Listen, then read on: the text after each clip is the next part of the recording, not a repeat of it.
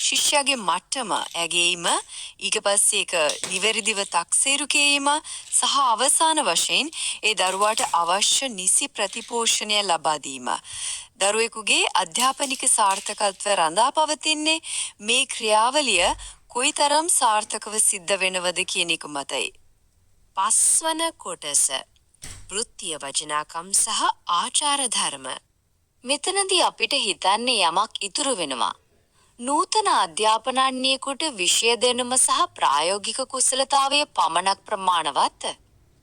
අපි ටිකක් කල්පනා කරලා බැලුවොත් තේරෙයි තාක්ෂණිකව උගන්වන්න කොච්චර දක්ෂ වුණත් ඒකට එහාගේ ලොකු සදාචාරාත්මක වගකීමක් මේ වෘත්තිය තුලේ හැංගිලා තියෙනවා කියලා.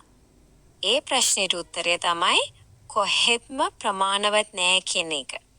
වෘත්තීය ගුරුවරයෙක් කියන්නේ දරුවන්ගේ පූර්ණ සංවර්ධනයට හැමතිස්සම ප්‍රමුඛතාවය දෙන කෙනෙක්. ඒ වගේම දරුවන්ගේ චර්යා සහ වටිනාකම් යහපත් විදියට හැඩගස්වන ගමන් නෛතික සහ පරිපාලනමය අවශ්‍යතාවලටත් නිවැරදිව අනුගත වෙන්න ඕනේ.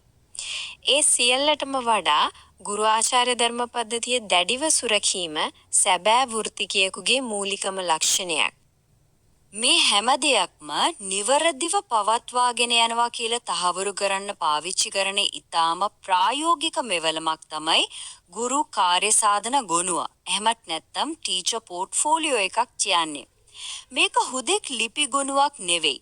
ගුරුවරයෙකුගේ ආචාර ධාර්මික භාවිතය, අවුන්ගේ අඛණ්ඩ ක්‍රියාකාරීත්වය සහ මුළු වෘත්තීය ගමන් මගම සටහන් වෙන ඊටාම වැදගත් ජීවමාන වාර්තාවක්. 6 වන කොටස අඛණ්ඩ වෘත්තීය සංවර්ධනය.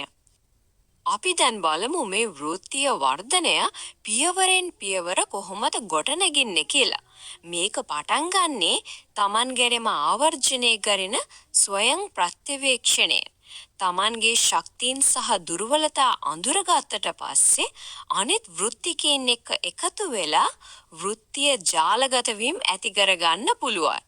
ඊට පස්සේ පරිේෂණ කිරීම, ප්‍රකාශන සහ සම්මන්ත්‍රණ වලට සහභාගී වීම හරහා Tamanගේ දැනුම පුළුල් කරගෙන අවසානයේදී අධ්‍යාපන ශාස්ත්‍රයට අලුත්ම නව නිර්මාණ සහ නවෝත්පාදන හඳුන්වා දීම දක්වා මේ ගමන ඉදිරියටම යනවා.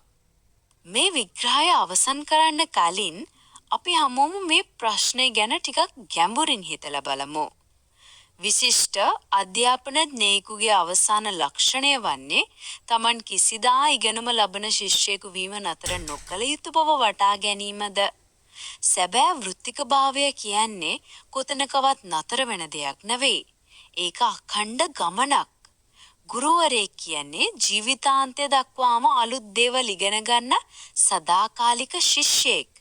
ඉතින් අද අපි සාකච්ඡා කරපු මේ ජාතික ගුරු නිපුණතා රාමුව අන්නේ සාර්ථක ගමන යන තියෙන නිවැරදිම පාර අපිට පෙන්නලා දෙනවා.